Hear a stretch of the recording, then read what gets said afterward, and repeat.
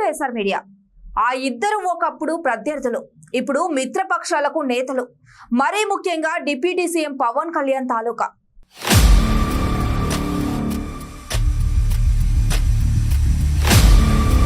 ఒకరు పవన్ గెలుపునకు తీవ్రంగా శ్రమిస్తే మరొకరు పిఠాపురంలో పవన్ నాయకత్వానికి జైకొట్టారు. గతంలో ప్రత్యర్థులుగా తలపడిన ఆ ఇద్దరు ఇప్పుడు పవన్ తో కలిసి నడిచేందుకు సై అంటున్నారు. పాత ప్రత్యర్థులు కొత్తగా చేతులు కలపడానికి సిద్ధపడటమే హాట్ టాపిక్. ఉప్పు నిప్పులా వెలిగిన ఆ ఇద్దరు పొలిటికల్ గా ఎలా ముందుకు వెళ్తారు? డిప్యూటీ సీఎం పవన్ ఆ ఇద్దరి మధ్య ఎలా సయోధ్య కుదుర్చగలరనే ఇప్పుడు interesting. Deputy CM Pawan Kalyan ప్రాతినిధ్యం వహిస్తున్న పిఠాపురం నియోజకవర్గంలో రాజకీయ పునరీకరణ ఆసక్తికరంగా మారింది. అసెంబ్లీ ఎన్నికల్లో బంపర్ విక్టరీ సాధించిన పవన్ ఇప్పుడు పిఠాపురంలో తన స్థానం సుస్థిరం చేసుకునే దిశగా అడుగులు వేస్తున్నారు. అందుకే ప్రత్యర్థి పార్టీల్లోని నేతలను ఆకర్షిస్తున్నారు. వైసీపీకి చెందిన మాజీ ఎమ్మెల్యే పెండెం దొరబాబును జనసేనలో చేర్చుకునేందుకు గ్రీన్ సిగ్నల్ ఇచ్చిన పవన్ మాజీ ఎమ్మెల్యే వర్మతో ఆయన చిరకాల రాజకీయ ప్రత్యర్థిని కలిపి నయా రాజకీయానికి తెరతీస్తున్నారంటున్నారు. పిఠాపురం ఎమ్మెల్యేగా పవన్ ఎన్నికైన నుంచి ఇక్కడ రాజకీయం చాలా ఆసక్తికరంగా మారింది. తన గెలుపు కోసం విశేషంగా కృషి చేసిన టీడీపీ నేత మాజీ ఎమ్మెల్యే వర్మకు ఎంతో ప్రాధాన్యమిస్తున్నారు పవన్. వర్మను అవమానించేలా ఎవరు మాట్లాడినా సహించేది లేదని ఇదివరకే గట్టి సందేశం ఇచ్చారు.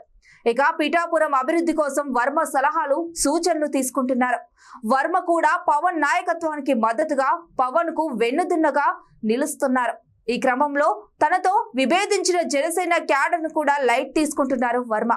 ఇక ఇప్పుడు పవన్ సూచనలతో 2 దశాబ్దాలుగా రాజకీయ యుద్ధం చేస్తున్న మాజీ ఎమ్మెల్యే పెండెం దొరబాబుతోనూ చేతులు కలిపేందుకు వర్మ సిద్ధపడమే గోదావరి తీరంలో ఆసక్తి రేపుతోంది.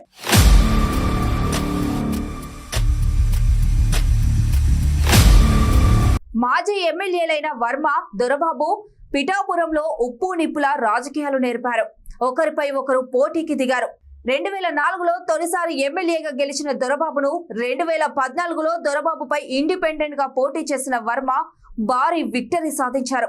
ఇక 2019లో వర్మపై ప్రతీకారం తీర్చుకున్నారు దొరబాబు.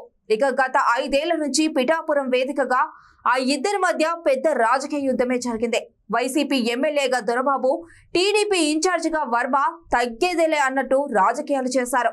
అయితే అనూహ్యంగా ఈ ఇద్దరికి ఆయా పార్టీల నుంచి ఎమ్మెల్యేలుగా పోటీ చేసే అవకాశం రాలేదు. పొత్తుల్లో భాగంగా జనసేనాని పవన్ కు మద్దతుగా వర్మ పోటీ నుంచి తప్పుకుంటే ఎమ్మెల్యేల మార్పుల్లో భాగంగా తొలివేటు దొరబాబు పైనే వేసింది వైసీపీ. 5 ఏళ్లు ఎమ్మెల్యేగా పనిచేసిన తనను పక్కన పెట్టడాన్ని జీర్ణించుకోలేని దొరబాబు ఎన్నికల ముందే వైసీపీని వీడతారనే ప్రచారం జరిగింది. ఇక ఎన్నికల అనంతరం మారిన రాజకీయ పరిణామాలతో జనసేనలో చేరేందుకు సిద్ధమయ్యారు దొరబాబు. ఇదే సమయంలో తన రాజకీయ ప్రత్యర్థి వర్మతో రాజీకి ప్రయత్నించడం రాజకీయంగా ఆసక్తి రేపుతోంది. పిఠాపురంలో ప్రతిపక్షమే లేకుండా చేయాలనే వ్యూహంతో అడుగులు వేస్తున్న పవన్ మాజీ ఎమ్మెల్యే దొరబాబుకు చేరికకు గ్రీన్ సిగ్నల్ ఇచ్చినట్లు చెబుతున్నారు. దొరబాబుతో పాటు ఆయన అనుచరులు కూడా భారీగా చేరే అవకాశం ఉండడంతో పిఠాపురం నియోజకవర్గంలో జనసేన బలమైన శక్తిగా ఆవిర్భవించనుందంటున్నారు. మరోవైపు దొరబాబు జనసేన చేరిక విషయంలో టీడీపీ కూడా ఎలాంటి అభ్యంతరం చెప్పలేదని టాక్.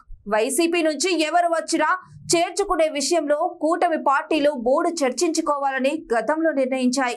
దీంతో వైసీపీ నుంచి ఏ నేత వచ్చినా కూటమిలో చర్చిస్తున్నారు.